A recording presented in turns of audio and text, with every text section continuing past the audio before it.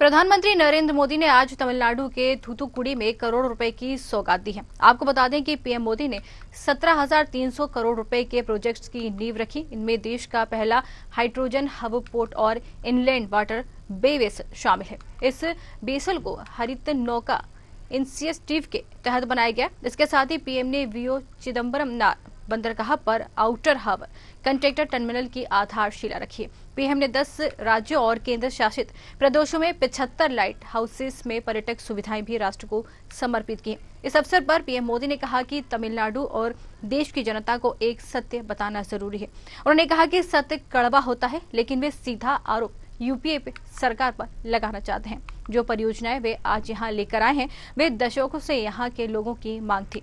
आज जो लोग यहाँ सत्ता में बैठे हैं, वे तब दिल्ली में बैठे थे, सरकार और ये विभाग चलाते थे, लेकिन उन्हें आपके ने विकास की फिक्र नहीं थी। तमिलनाडु की जनता को मैं सीधा सीधा आरोप लगाना चाहता हूं, यूपीए सरकार पर। ये सारे जो प्रोजेक्ट मैं आज लेके आया हूं, ये दशकों से यहां के लोगों की मांग थी। आज जो यहां सत्ता में बैठे हैं, वे लोग उस समय दिल्ली में बैठे थे, सरकार चलाते थे, ये डिपार्टमेंट चलाते थे, लेकिन उनको आपके विकास की परवाह नहीं थी। बातें तमिलनाडु की करते हैं, लेकिन तमिलनाडु की भलाई के लिए कदम उठाने की हिम्मत नहीं थी। आज आपका सेवक तमिलनाडु की धरती पर तमिलनाडु का नया भाग्य लिखने के लिए एक सेवक बनकर के आया है। मुझे तो जैसे कि आपने देखा कि प्रधानमंत्री मोदी ने यहाँ पर 17,300 करोड़ के प्रोजेक्ट्स को हरी झंडी दिखाई है और यहाँ पर उन्होंने कई सौगातें दी हैं। और आइए इसी पर ज्यादा जानकारी लेंगे। हमारे साथ डॉक्टर आलोक सोती, जो कि राजनीतिक विशेषज्ञ हैं, हमारे साथ जुड़ गए हैं। जी आलोक जी, आपका बहुत बहुत स्वागत है। धन्यवाद। जी आलोक जी, जैसे कि यहाँ पर प्रधानमंत्री नरेंद्र मोदी ने जो विपक्ष का आरोप लगाए हैं, उसमें कितना दम है? जी हाँ, बिल्कुल सही बात कही है उन्होंने। और आप देखिए कि प्रधानमंत्री दक्षिण भारत के दौरे पे निकले हैं। इससे पहले केरला में थे, वहां पे भी कई परियोजनाओं की उन्होंने आधारशिला रखी, काफी बड़ी परियोजना बनाई, विशेषकर इसरो के लिए भी काफी काम किया था और उसके योजनाओं पे जो है नई योजनाएं और पुरानी योजनाओं पर व्याख्या की थी। अब वो तमिलनाडु पहुंच गए हैं। आप एक बार देखिए, जितना भी ये केरला, तमिलनाडु, आंध्रा है, ये कोस्टल रीजन्स है। यहाँ पे समुद्री सीमाएं लगती हैं, समुद्र लगता है, इसलिए समुद्री विकास करना बहुत ही अति आवश्यक था। और सही बात है कि जो 17,300 की योजनाएं यहाँ पे आई हैं, ये योजना पहले भी आ सकती थी, लेकिन जिस तरीके से देख रहे हैं कि हाइड्रोजन का संसाधन का ईंधन का रूप में यूज किया जाना इस समुद्री जहाज के लिए, और जिस तरीके से जो समुद्री टर्मिनल्स है, जो बंदरगाह होते हैं, उनके जो टर्मिनल्स हैं, उनका विकास करना, ये तो बहुत पहले ही हो जाना चाहिए था। क्योंकि आप जानती हैं कि जितने भी ये समुद्री से लगे हुए प्रांत हैं, उनकी तो ये प्राथमिकता होती है कि जो बंदरगाह हैं, उनका जो है नवीनीकरण होना चाहिए। साथ में आपने देखा कि पर्यटन के भी संभावनाओं पे काफी उन्होंने जोर दिया है। जिस तरीके के लाइट हाउस होते हैं, दूर से देखने में अच्छे लगते हैं, उन लाइट हाउसों को उन्होंने पर्यटन के रूप में जो है विकसित करने का काम किया था। और सही बात है, यूपीए 1, यूपीए 2 में आपने देखा था कि साउथ से, चाहे वो चिदम्बरम साहब हो, चाहे वो समुद्री नागरिक एक मंत्रालय होता है, वो दोनों ही डीएमके के पास थे। तो ऐसे में जो अनदेखी की गई तमिलनाडु की, आज उस चीज को प्रधानमंत्री ने उजागर किया और लोगों को बताया कि जो बीजेपी है, जिसकी वहां पे अभी बहुत ज्यादा अस्तित्व नहीं है, संभावना नहीं है, लेकिन अन्नामलाई एक उभरते हुए वहां के बीजेपी के नेता है, जनता उनसे जुड़ रही है। तो उनको उम्मीद है कि इस प्रकार की योजनाओं को जिस तरीके से वो ला रहे हैं, कार्यान्वित कर रहे हैं, कि वहाँ की जनता एक बार बीजेपी से जुड़ती हुई नजर आएगी। जी आलोक जी, जैसे कि यहाँ पर हाइड्रोजन हब बनने से तमिलनाडु में कितनी यहाँ पर उनको लाभ मिलने वाला है, कितना लाभ यहाँ पर तमिलनाडु को मिलता हुआ नजर आएगा? देखिए, जो फॉसिल फ्यूल है, जिसको हम कहते हैं कि पेट्रोल और डीजल, एक ना एक दिन ये समाप्त होने वाले हैं, क्योंकि रिन्यूएबल एनर्जी के सोर्स हैं। ऐसे में अल्टरनेटिव एनर्जी सोर्स आपको ढूंढनी पड़ेगी। समुद्र के केस में आपको देखा कि बड़े बड़े जहाज होते हैं, उनको चलाना, और जिस तरीके से वो कह रहे हैं कि हम जो है समुद्री मार्ग बनाएंगे अपनी स्टेट्स के लिए, एक स्टेट से दूसरे स्टेट सामान लेके जाएंगे, तो ऐसे में हाइड्रोजन का जो ईंधन है, जो कि आप देख रहे हैं इस समय जर्मनी इस समय काफी तेजी से काम चल रहा है वहां तो अपनी ट्रेन भी चला रहे हैं हाइड्रोजन ईंधन से, तो वो चीजों को यहाँ पे लाने की कोशिश की जा रही है, जो कि ये आप कह सकते हैं कि ये भविष्य का ईंधन है। आने वाले समय में आप देखेंगे कि भारत जो है तेजी से प्रगति करता हुआ आएगा ईंधन के क्षेत्र में। तो क्या लोकसभा चुनाव में क्या इन परियोजनाओं के उद्घाटन से बीजेपी को लाभ मिल सकता है, क्योंकि लोकसभा चुनाव देखें तो बहुत ही नजदीक है? जी हाँ, एक प्रकार के मैसेजिंग हो सकती है, जो आप देखते हैं कि देखा हमेशा साउथ कहता है जो कि दिल्ली में बैठी सरकार है उसका अनदेखा करती है, वही बात उन्होंने उजागर करने की कोशिश की थी कि यूपीए 1 यूपीए 2 में तो आप ही के यहाँ के नेता दिल्ली में बैठते थे, राज करते थे, उन्होंने आपके राज्य की उपेक्षा की है। बीजेपी में ऐसा नहीं है, जब बीजेपी जो है बड़ी बड़ी योजनाएं ला रही हैं जिसका डायरेक्ट लाभ जो है वहां के क्षेत्र के निवासियों को मिलेगा।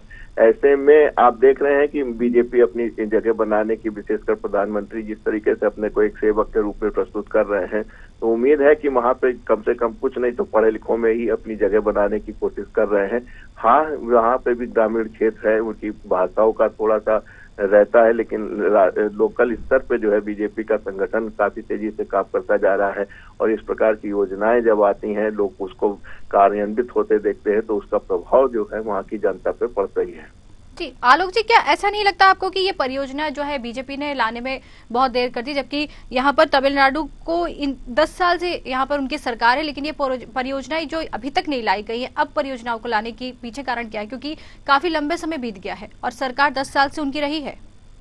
जी हाँ, बिल्कुल सही कह सकती हैं आपकी, ये जो योजनाएं हैं ये पहले भी आ सकती, क्योंकि बीजेपी 2 टर्म से वहाँ काम कर रही थी, लेकिन आप देखते हैं कि अक्सर ये होता है कि हिंदुस्तान में शॉर्ट मेमोरी होती, बहुत जल्दी भूल जाते हैं, इसलिए देखा जा रहा है कि जो लोकसभा का चुनाव बिल्कुल सर पे आ गया है, ऐसी स्थिति में इन योजनाओं को लाया गया है जिससे कि जनता में चुनाव वोट डालते समय तक जनता के दिलो दिमाग में जो है इन योजनाओं का कुछ ना कुछ असर बना रहे। तो कुल ये जो योजनाएं होती हैं वो आम जनता से बड़ी दूर होती हैं, कोस्टल रीजन में अगर कोई काम हो रहा होता है जो आम जनता देख नहीं पाती है, लेकिन उसको जिस तरीके से प्रस्तुत किया जा रहा है उम्मीद है कि कुछ ना कुछ असर जनता पे दिखाई जाएगी। हाँ, आप बिल्कुल ठीक कर रही हैं कि ये योजनाएं पहले भी आ सकती थी, लेकिन हो सकता है धन अभाव के कारण, कुछ संसाधनों के अभाव के कारण, कुछ राजनीतिक प्रभाव के कारण ये योजना लाने में देरी हुई है। जी आलोक जी, जैसे कि यहाँ पर यूपीए सरकार भी प्रधानमंत्री नरेंद्र मोदी ने सीधे सीधे मंच से निशाना भी साधा है, क्या कहेंगे? जी देखिए, प्रधानमंत्री के अंदर एक बड़ी खसूसियत है कि वो अपनी बात को बड़े अच्छे तरीके से, प्रभावी तरीके से आम जनता पे रखते हैं। इसमें योजनाएं थी, योजनाओं का जो है शिलान्यास करना था, कुछ योजनाएं हो सकती हैं जो पूरी हो गई हो, उनका जो है उद्घाटन करना हो, लेकिन जिस प्रभावशाली तरीके से रखा, क्योंकि आप देख रहे हैं कि बीजेपी में विशेषकर तमिलनाडु में उनकी कोई सरकार नहीं, कोई भी सीटें नहीं, न विधानसभा में न लोकसभा में। ऐसे में अन्नामलाई एक बात, उनके जो नेता है वो काफी जगह भरते हुए चले आ रहे हैं, और उसमें अगर जनता के बीच में अपनी जगह बनानी है तो इस प्रकार का प्रभावशाली ढंग से अपनी बात को रखना, जो कि उन्होंने रखा कि पूर्ववर्ती जो आपके यहाँ की सरकारें थी, उनकी दिल्ली में सरकार थी, वहां पे बैठते थे, मंत्रालय भी उनके पास था, लेकिन इस प्रकार की कोई योजना नहीं लाए। प्रधानमंत्री ही पहले व्यक्ति हैं जो इतनी 17,300 करोड़ की जो योजनाएं परियोजनाएं लाए हैं, उसका लाभ सीधा तमिलनाडु की जनता को मिलने वाला है। जी आलोक जी, ये तमाम जानकारी हम तक पहुंचाने के लिए आपका बहुत बहुत धन्यवाद।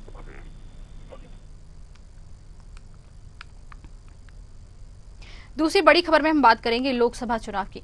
लोकसभा चुनाव जैसे जैसे पास आ रहे हैं वैसे वैसे बयानबाजी और दलबदल का दौर भी शुरू हो गया है। उत्तर प्रदेश में बहुजन समाज पार्टी के नेता शाह आलम उर्फ गुड्डू जमाली समाजवादी पार्टी के साथ आ गए हैं। 2 बार विधायक रहे जमाली ने 2022 विधानसभा चुनाव आजमगढ़ से धर्मेंद्र यादव के खिलाफ लड़ा था। लखनऊ में गुड्डू जमाली ने सपा ज्वाइन करते ही सरकार पर हमला बोला है। उन्होंने कहा कि इतनी बेईमान सरकार आज तक नहीं देखी है, राम की कसम खाकर झूठ बोलते हैं। उन्होंने सपा के राष्ट्रीय अखिलेश यादव की मौजूदगी में पार्टी की सदस्यता ली। अखिलेश यादव ने कहा कि आज मंच पर सभी प्रकार के भगवान के नाम के नेता हैं। हमारे चाचा के नाम में जो भगवान है आप लोग तो जानते हैं। एक बार समुद्र मंथन हुआ था, इस बार चुनाव में संविधान मंथन होने जा रहा है। ये आप अपनी पार्टी में वापस, हम सब लोग मिलकर के पार्टी को मजबूत बनाने का काम करेंगे। जिस तरीके से कभी समुद्र मंथन हुआ था, इस बार ये संविधान मंथन होने जा रहा है। एक तरफ तो वो लोग हैं जो संविधान को बचाना चाहते हैं, संविधान की रक्षा करना चाहते हैं, संविधान के रक्षक होंगे, और दूसरी तरफ वो लोग हैं जो संविधान की धज्जियां उड़ाना चाहते हैं। तो एक बार कभी हुआ होगा समुद्र मंथन, इस चुनाव में होने जा रहा है संविधान मंथन। मुझे खुशी है इस बात की कि गुड्डू जमाली जी के आने के बाद न केवल आजमगढ़ बल्कि पूरे उत्तर प्रदेश में एक नई ऊर्जा के साथ एक बड़ा संदेश जाने का काम कर रहा है। और हमें खुशी इस बात की भी है कि हमारा पीडीए परिवार बढ़ता चला जा रहा है। तो जैसा देखा आपने कि लोकसभा चुनाव नजदीक है और यहाँ पर दल बदल का दौर भी है, वो लगातार जारी है। और इसी पर ज्यादा जानकारी लेंगे, हमारे साथ हमारे संवाददाता लखनऊ से जुड़े हैं प्रशांत राव जी। प्रशांत, जैसे कि यहाँ पर अखिलेश यादव ने संविधान मंथन की बात कही है, संविधान मंथन का तात्पर्य क्या है, अंश क्या है इसका? बिल्कुल वैशाली, जैसे कि आज समाजवादी पार्टी में एक प्रेस कॉन्फ्रेंस आयोजित हुई। इस दौरान आजमगढ़ के बड़े नेता पूर्व विधायक शाहजमाल उर्फ गुड्डू जमाली ने समाजवादी पार्टी ज्वाइन की। हालांकि 2022 के चुनाव के पहले ही समाजवादी पार्टी में वो शामिल हो चुके थे, लेकिन 2022 में उनका टिकट क्लियर ना होने के बाद जिस तरीके से उनको हार का सामना करना पड़ा अन्य चुनाव में, तो एक बार फिर वो बसपा में वापस आ गए थे। बसपा के टिकट पर ही वो चुनाव जीत कर आए थे, लेकिन 2022 में क्योंकि बसपा ने उनका टिकट काट दिया था, समाजवादी पार्टी में गुड्डू जमाली चले गए थे, लेकिन वहां भी उनकी दाल नहीं गली, तो एक बार फिर बसपा में आ गए। तो 2022 में क्योंकि अखिलेश यादव समाजवादी पार्टी के आजमगढ़ से सांसद थे, उनकी सीट छूटी थी, तो उन्होंने अपने जो भतीजे हैं धर्मेंद्र यादव को वहां चुनाव लड़ाया था। और इस दौरान शाहजमाल उर्फ गुड्डू जमाली वहां बहुजन समाज पार्टी के प्रत्याशी थे, उन्हें 2.66 लाख करीब मत मिले थे। तो ऐसे में समाजवादी पार्टी की निगाह जो है मुस्लिम वोट बैंक की थी, तो शाहजमाल जो है वहां गुड्डू जमाली, उनको आज समाजवादी पार्टी ज्वाइन कराई है। अखिलेश यादव ने कहा है कि पीडीए परिवार लगातार बढ़ता जा रहा है और पीडीए परिवार से ही अब भारतीय जनता पार्टी को हराने का काम किया जाएगा। लेकिन जिस तरीके से उन्होंने एक बात कही कि आज मंच पर तमाम भगवानों के नाम से यहाँ लोग उपस्थित हैं, तो ऐसे में हमारे चाचा के नाम से भी एक भगवान है। एक समय में यहाँ समुद्र मंथन हुआ था, अब संविधान मंथन हो रहा है। हाँ, जिस तरीके से समाजवादी पार्टी के मुखिया लगातार संविधान बदलने की बात कर रहे हैं, पीडीए की बात कर रहे हैं, पी का मतलब है पिछड़ा, डी का मतलब है दलित, ए का मतलब है अल्पसंख्यक, इस तरीके के नारे के साथ समाजवादी पार्टी आगे बढ़ रही है। और उनका मानना है कि इनके जो हक अधिकार हैं, चाहे वो जातिगत जनगणना हो या फिर इसको अगर देखा जाए कि जो नौकरियां हैं उनमें संविधान के अनुरूप यहाँ आरक्षण न दिया जाना हो, इसके साथ ही तमाम जो नौकरियां हैं उनको प्राइवेट कोटे में ले जाना हो, इसी मसले को लेकर अखिलेश यादव ने यहाँ पीडीए नाम दिया है और इसी पीडीए को बढ़ाने का काम कर रहे हैं। लेकिन जिस तरीके से कल राज्यसभा में चुनाव हुआ और उसके बाद समाजवादी पार्टी का पीडीए वहां बिखरता हुआ नजर आया है, और आज क्योंकि अगर देखा जाए कि गाजियाबाद के बाद ही जो गौतम बुद्ध नगर में आज भारतीय जनता पार्टी के अल्पसंख्यक मोर्चा की तरफ से बड़ा पसमानदा मुस्लिम समाज का कार्यक्रम किया गया है, जिसकी अध्यक्षता वहां के जो पश्चिम क्षेत्र के अध्यक्ष हैं जावेद मलिक ने की। और इस दौरान उत्तर के अल्पसंख्यक मंत्री दानिश आजाद अंसारी पासमानदा समाज के लोगों को संबोधित करने पहुंचे थे। पासमानदा समाज वो है जो मुस्लिमों के हाशिए पर खड़ा हुआ एक तबका है, उसको पासमानदा कहा जा सकता है। जैसे कि यहाँ दलित हैं, ऐसे ही पासमानदा मुस्लिम समाज में बड़े जो हाशिए के तबके पे हैं, और गुड्डू जमाली भी उसी पसमानदा समाज से आते हैं। तो एक और जहां भारतीय जनता पार्टी गौतम बुद्ध नगर में बड़ा पसमानदा सम्मेलन कर रही थी, तो वहीं दूसरी तरफ समाजवादी पार्टी ने एक बड़े चेहरे गुड्डू जमाली जो पसमानदा समाज से आते हैं, मुस्लिम नेता है, उनको आज समाजवादी पार्टी ज्वाइन कराई है। इसके साथ भारतीय जनता पार्टी के नेता मिथिलेश कुमार ने भी पार्टी ज्वाइन किया है, पूर्व में ये सांसद भी रह चुके हैं और इसके साथ ही विधान परिषद सदस्य भी।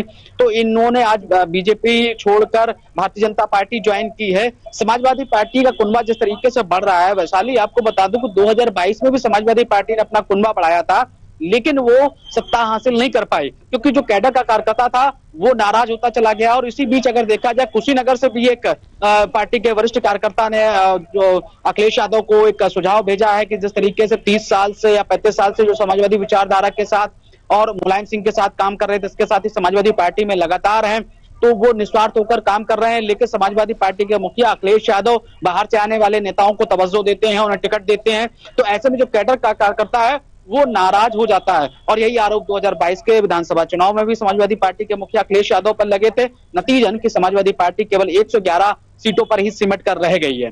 तो ऐसे में एक बार फिर पीडीए परिवार भले ही बढ़ रहा हो, लेकिन इस पीडीए परिवार में शायद वो विचारधारा के लोग नहीं होते हैं, जिस कारण समाजवादी पार्टी में कभी ना कभी बिखराव देखने को मिलता है, जैसा कि कल राज्यसभा चुनाव में देखने को मिला। भले ही आज तमाम नेताओं ने यहाँ पर समाजवादी पार्टी ज्वाइन की हो, लेकिन 2024 लोकसभा चुनाव की राह इतनी कठिन नहीं है। अब इस राह को किस तरीके से समाजवादी पार्टी के मुखिया आसान बनाते हैं तो आने वाले समय में तय किया जाएगा। लेकिन हाँ, समाजवादी पार्टी इन मसलों को लेकर जरूर मुखर यहाँ रहती है, जिस तरीके से पिछड़ा हो, दलित हो, अल्पसंख्यक हो, इनकी बातों को लेकर सत्ता से आमने सामने हमेशा ही यहाँ समाजवादी पार्टी रही है। और समाजवादी पार्टी का मानना है कि प्रदेश में जातिगत जनगणना हो और इसके साथ ही जो नौकरियां हैं प्राइवेट सेक्टर में जा रही है उनमें आरक्षण लागू होना चाहिए, और इसके साथ सभी वर्गों में जिनको जो आरक्षण मिला है उनके तहत यहाँ भर्ती हो। इन बातों को लेकर समाजवादी पार्टी के मुखिया हमेशा सरकार से मुखर रहे हैं और इसीलिए पीडीए परिवार को लगातार आगे बढ़ाने की कोशिश की जा रही है। माना जा रहा है कि भारतीय जनता पार्टी के कुछ और नेता समाजवादी पार्टी के संपर्क में है, बहुजन समाज पार्टी के तमाम नेता यहाँ संपर्क में हैं,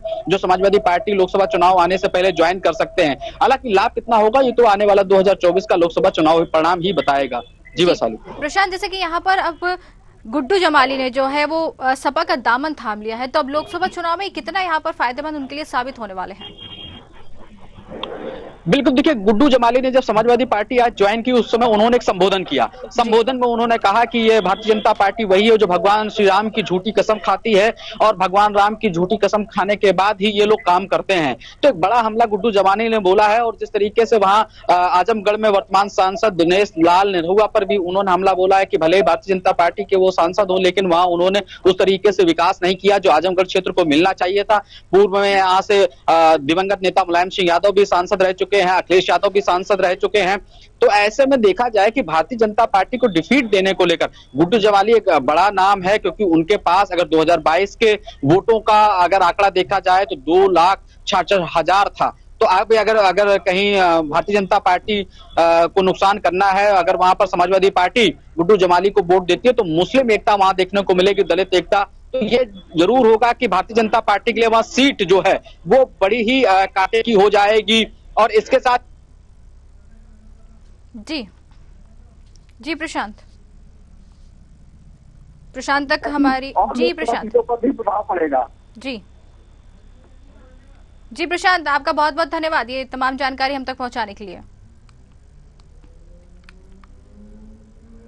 तीसरी बड़ी खबर भोपाल से है, जहां हिमाचल प्रदेश में राज्यसभा चुनाव के परिणाम से कांग्रेस की टेंशन बढ़ गई। वहीं प्रदेश में एक राज्यसभा सीट पर चुनाव था जिसमें कांग्रेस के ही विधायकों ने क्रॉस वोट किया। ऐसे में पार्टी उम्मीदवार अभिषेक मन्नू सिंघवी और बीजेपी प्रत्याशी हर्ष महाजन दोनों को एक बार बराबर वोट मिले। इसके बाद ड्रॉ ऑफ लॉट्स के तहत हर्ष महाजन की जीत हुई। वहीं परिणाम आने के बाद से ही हिमाचल प्रदेश में कांग्रेस पर संकट मंडराने लगा है और बीजेपी लगातार हमलावर हो गई। इसी बीच अन्य राज्यों में भी बीजेपी नेताओं ने कांग्रेस पर निशाना साधना शुरू कर दिया है। आपको बता दें कि इसी कड़ी में मध्य प्रदेश सरकार में मंत्री कैलाश विजयवर्गीय ने कहा, उत्तर भारत में कांग्रेस का अस्तित्व समाप्त हो गया है। बहुत कुछ मध्य प्रदेश में है और थोड़ा बहुत छत्तीसगढ़ में बचा है। साथ ही उन्होंने कहा कि कांग्रेस के समर्थन देने या नहीं देने से कोई फर्क नहीं पड़ेगा। और आइए इस पर ज्यादा जानकारी लेंगे हमारे संवाददाता सत्यम शर्मा, जो कि हमारे साथ जुड़ गए हैं। जी सत्यम, जैसे कि यहाँ पर राज्यसभा चुनाव जो है उसके लिए लेकर यहाँ पर निशाना साधा गया है। उन्होंने जो कैलाश विजयवर्गीय उन्होंने सीधे सीधे यहाँ पर निशाना साधा है, क्या कुछ जानकारी यहाँ पर आ रही है? बिल्कुल, देखिए कैलाश विजयवर्गीय जो है भाजपा के राष्ट्रीय महामंत्री हैं और विधायक भी हैं। इंदौर पर निशाना साधते हुए कहा कि जो उत्तर भारत है वहां से कांग्रेस का सफाया हो गया है और लगातार यहाँ उत्तर भारत में बीजेपी का कब्जा है और अगर कांग्रेस सहायता नहीं करती है तो भी अच्छा रहता है। छत्तीसगढ़ मध्य प्रदेश को छोड़े तो बाकी जगह से उनका कहना है कांग्रेस सफाया हो गई। और ये शुरुआत होती है हिमाचल प्रदेश में राज्यसभा सीट को लेकर के। राज्यसभा हिमाचल में एक राज्यसभा सीट थी जिसमें अभिषेक मनु सिंघवी जो कांग्रेस से राज्यसभा के लिए लड़ रहे थे और जो बीजेपी के है हर्ष महाजन लड़ रहे थे। तो वहां पर देखिए 40 सीटों का गणित है जो कांग्रेस 3 निर्दलीय और जो 6 विधायक जिन्होंने क्रॉस वोटिंग की है। 6 विधायकों ने कांग्रेस के हिमाचल में क्रॉस वोटिंग की, जिसकी वजह से जो बराबर मत दोनों कांग्रेस और बीजेपी के उम्मीदवारों को पड़े, जिसके बाद ड्रॉ ऑफ लॉट्स के जरिए जो हर्ष महाजन है बीजेपी की उनकी जीत हुई। जिसको लेकर अब ऐसा भी चर्चा चल रही है कि हिमाचल प्रदेश में जो सरकार है वो अब अल्पमत में आ गई, जिसको लेकर जयराम ठाकुर नेता प्रतिपक्ष है हिमाचल प्रदेश से, उन्होंने कहा है कि अल्पमत में है सरकार, हमें डिवीजन चाहिए। और डिवीजन जो होता है चुनाव की वोटिंग होती है एक तरह की, जिसमें ये माना जाता है कि अगर हर अल्पमत में सरकार है तो इसके लिए वो करेंगे। लेकिन इस पर स्पीकर मना कर दिया स्पीकर ने कि स्पीकर नहीं दे रहे, जिसको लेकर के वो जो है राजभवन भी पहुंचे थे, राज्यपाल के पास भी पहुंचे थे।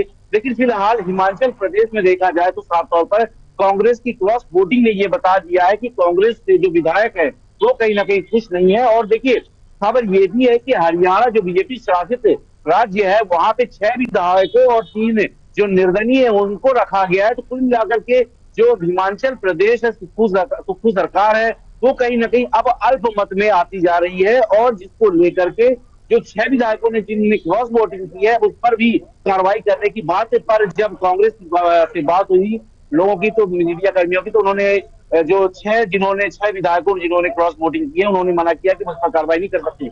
अगर उन पर कार्रवाई करते हैं तो कहीं ना कहीं ये विधायक जो है इनकी सदस्यता जाएगी, और सदस्यता जाएगी तो ये कहीं ना कहीं दोबारा चुनाव लड़ेंगे। ऐसे में दोबारा चुनाव होता है अगर, तो कांग्रेस की सरकार जा सकती है। तो कुल मिलाकर बात यह है कि जो हिमाचल प्रदेश से जिस तरह से क्रॉस वोटिंग हुई उसको लेकर के अब पूरे देश में ये बहस छिड़ गई है कि कांग्रेस के जो विधायक है और जो कार्यकर्ता है वो कहीं ना कहीं खुश नहीं है। मध्य प्रदेश में भी देखिए कुछ दिनों पहले कमलनाथ को लेकर भी चर्चाएं चल रही थी कि कमलनाथ बीजेपी में शामिल होने वाले हैं। कमलनाथ के साथ करीब 15 से 20 विधायक भी शामिल होने वाले थे। ऐसे में क्या हुआ क्या नहीं हुआ ये बात की चर्चा है, लेकिन इस तरह की चर्चा पूरे प्रदेश में पूरे देश में हो रही है। उत्तर भारत में खासकर जिस तरह से कांग्रेस के जो कार्यकर्ता है, जो विधायक है, वो जिस तरह से पार्टी छोड़ रहे हैं, उससे ये नजारा साफ है कि जो कांग्रेस है वो कहीं ना कहीं मुश्किलों में लोकसभा चुनाव से पहले गिरती नजर आ रही है। जी सत्या, में तमाम जानकारी हम तक पहुंचाने के लिए आपका बहुत बहुत धन्यवाद।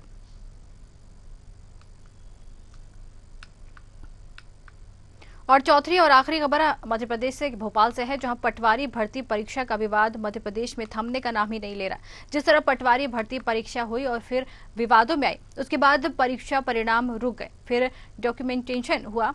अब जो पटवारी भर्ती परीक्षा में विद्यार्थी बैठे हैं वे जांच को सार्वजनिक करने के लिए ज्योति चौराहे पर आमरण अनशन पर बैठ गए। वहीं विद्यार्थियों की मांग है कि मध्य प्रदेश सरकार जांच रिपोर्ट सार्वजनिक करे। जब तक जांच रिपोर्ट सार्वजनिक नहीं होती तब तक वे राजधानी भोपाल में डेरा जमाए रहेंगे। मध्य प्रदेश में पटवारी भर्ती परीक्षा विवादों में रही है और एक बार फिर पटवारी भर्ती परीक्षा का जो जांच प्रक्रिया थी वो जारी न करने को लेकर जो परीक्षा दिए थे वो नाराज है परीक्षार्थी, और यहाँ पर बैठे हुए हैं कि जो पटवारी भर्ती परीक्षा में जांच रिपोर्ट है वो सार्वजनिक किया जाए। आप मेरे पीछे की तस्वीर देख सकते हैं कि किस प्रकार से लोग यहाँ पर बैठे हुए हैं। जो मध्य प्रदेश में पटवारी भर्ती परीक्षा हुई थी उसको लेकर यहाँ पर सभी लोग बैठे हुए हैं। इनसे बात करते हैं भाई साहब से, क्या किन मांगों को लेकर बैठे हुए हैं? सबसे पहली बात कि जो पटवारी भर्ती हुई है उसमें जो फर्जीवाड़ा है वो उसकी प्रॉपर अच्छे से जांच हो। उसके बाद जो अभी रिपोर्ट आई है उसको तुरंत लागू करो। उसके बाद जितने भी फर्जीवाड़े हुए जो अभी नियुक्ति देने जा रहे हैं उसको सबसे पहले रोक दो, क्योंकि नियुक्ति होने के बाद बहुत सारी समस्याएं हो जाएंगी। इसको लेके कि नियुक्ति होने के बाद वो फिर से बोलेंगे कि हमारी नियुक्ति हो चुकी है, अब उसको मत हटाओ। इसीलिए अभी उसकी नियुक्ति को रोक दो। दूसरी बात, जो रिपोर्ट आई उसको जारी कर दो। और तीसरी बात, जो फर्जीवाड़ा उसकी जांच करो। पटवारी भर्ती परीक्षा में अब डॉक्यूमेंटेशन होने लगा है। सर से बात करें। बिल्कुल, यहाँ पर देखिए लगातार भाई साहब कर रहे हैं। पटवारी भर्ती परीक्षा में अब डॉक्यूमेंटेशन होने लगा है। अब किस बात पे आप लोग? हमारी नाराजगी इस नाराज बात से है कि एक आयोग बैठता है जो कि व्यापम की क्लीन चिट नहीं देता, वो निर्मा डिटर्जेंट और टाइट पाउडर की तरह क्लीन चिट दे रहा है। इन्हीं को पता है, अरे सबको पता है एग्जाम ऑनलाइन होता है और जांच ऑफलाइन होती है। अरे यार मूर्ख क्यों बनाते हो बच्चों को? और इतना ही अगर सत्यता है तुम्हारे आयोग में तो वो पेपर हमें क्यों नहीं दे रहे हैं? सांप की तरह उसमें क्यों बैठे हुए हैं? और आज मैं पूरे प्रदेश में कहना चाहता हूं, और जितने युवा हैं ये मेरे साथ बोल रहे हैं, सुन रहे हैं आप? पटवारी भर्ती, अरे अगर ये जांच जान मांगती है तो जान दे देंगे। अब आप लोगों का अगला रास्ता यही तो है, यहाँ से कहीं जाने वाले नहीं, जान दे देंगे लेकिन ये अपना नहीं करेंगे। बिल्कुल, तो आर पार की लड़ाई के लिए यहाँ पे तैयार हैं सारे जो लोग यहाँ पर आए हैं अभ्यर्थी, वो देखिए लगातार यहाँ भी कुछ नजारा दिखाना चाहूंगा। ये यहाँ पर ये भाई साहब कहाँ से आए, इनको देखिए आप पहले, कहाँ से आए भाई साहब? सर हम टीकमगढ़ से आए हैं सर, और बहुत समस्या है सर, ये फर्जीवाड़े की वजह से हम लोग विकलांग लोग सब पीछे रह जाते हैं। और सर हर जगह चले जाओ, चाहे शिक्षा के क्षेत्र में चले जाओ, यहाँ पे पटवारी में चले जाओ, किसी भी जगह पे चले जाओ, वहाँ पे विकलांग का जो फर्जीवाड़ा बहुत हो रहा है सर। अभी ये इत्तेफाक हो सकता है ऐसा कि जैसे कि मुरैना की जेवरा तहसील में पूरे त्यागी जो हैं वो सब के सब हेयर डिसेबिलिटी है उनकी, और वो पूरे के पूरे वो बन गए। सरकार से नाराजगी है? बिल्कुल है। यदि जैसे इन्होंने जांच कराई है ना, तो जैसे ऑनलाइन जब एग्जाम हुए हैं तो ऑफलाइन जांच कैसे हो सकती है, और साथ ही साथ में जो रिपोर्ट आई है उसको पेश की जाए। ठीक है, क्या जांच? भाई साहब कुछ कहना चाहते हैं? हाँ सर, मैं ये कहना चाहता हूँ, मैं ग्वालियर से आया हूँ, पूरी रात जर्नल में बैठ के सिर्फ इसीलिए आया हूँ कि सरकार को हम चेताने आए हैं, सरकार की हम भलाई के लिए आए हैं, मोहन यादव को बताने आए हैं कि माननीय योगी जी जैसा सीएम होता है, तुम्हारे जैसा सीएम नहीं होता। ये कैसी इन्हें जांच करी है? ऑफलाइन एग्जाम की ऑनलाइन एग्जाम हुआ हमारा, उसकी ऑफलाइन जांच कर रहे हैं। और सबसे बड़ी बात यह है, एक सीएलआर की जांच होती है जिसमें पता चलता है कि एक स्टूडेंट ने कितने समय में एक आसन को टिक किया। ये सीएलआर की रिपोर्ट इधर है, आरटीआई लगा रहा है, उसमें जवाब नहीं दे रहे हैं। और ये सिलेक्टेड स्टूडेंट को और नॉन सिलेक्टेड स्टूडेंट को इन्हें बांट दिया। हम भले ही यहाँ संख्या में कम है, पर हम इतनी जज्बा लेकर आए, हम यहाँ मरेंगे या पीईबी वेबसाइट पर भर्ती निरस्त का आदेश आएगा या हम यहाँ पे मर के जाएंगे। हम इतना मानसिक रूप से तैयार होकर आए, ये सरकार सुन ले। बिल्कुल बिल्कुल, आर पार की लड़ाई में आए। यहाँ पर थोड़ी लड़कियां बैठी हुई, लड़कियों से बात करने की कोशिश करते हैं जो पटवारी भर्ती परीक्षा में आई हैं, इनसे बात करने की। कहाँ से आप लोग आई हैं? सर इंदौर से आए हम लोग। किन मांगों को लेकर यहाँ पे बैठे? सर पटवारी को लेके आए हम लोग यहाँ पे। रुके हुए एग्जाम्स वो टाइम के टाइम एग्जाम होना चाहिए, क्योंकि हम बच्चे बहुत परेशान हैं। एक तो हमें है किसान के, और ऊपर से इतना भोपाल इंदौर से भोपाल आने का खर्चा, और मेंटली डिस्टर्ब भी होते हैं। और ऊपर से पटवारी का जो हुआ है फर्जी वाला, उससे बहुत डिस्टर्ब है बच्चे। और जो भी हुआ है उन्होंने बोला 15 लाख। जांच रिपोर्ट नहीं आई, डॉक्यूमेंटेशन शुरू हो गए हैं, अब क्या करेंगे? क्या है, लेकिन सार्वजनिक हुआ नहीं है, उनको भर्ती दे देगी है जी। उनको पटवारी भर्ती जो हुआ है, जो बोल रहे हैं टॉप 10 में जो बच्चे आए वो एक ही विद्यालय से क्यों है, हमारी वही मांग है। और उन्होंने बोला है कि जांचें हुई है, तो उनकी रिपोर्ट हमें भी बताइए ना। बिल्कुल, तो जांच रिपोर्ट को सार्वजनिक करने की मांग को लेकर यहाँ पर बैठे हुए हैं ये जो अभ्यर्थी हैं जिन्होंने परीक्षा दिया है, और इनका कहना है कि मध्य प्रदेश की सरकार जो जांच रिपोर्ट है सार्वजनिक करे। जब तक सार्वजनिक जांच रिपोर्ट नहीं होती है तब तक वो यहाँ पर आर पार की लड़ाई लड़ने के लिए बैठे रहेंगे। कैमरा पर्सन हर्ष के साथ कृष्णा शर्मा, न्यूज आवर भोपाल।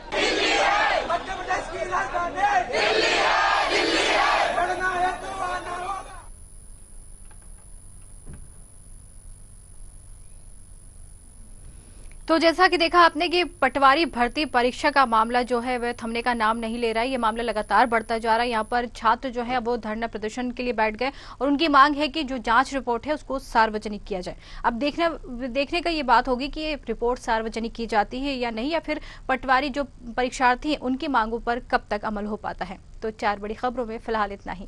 नमस्कार।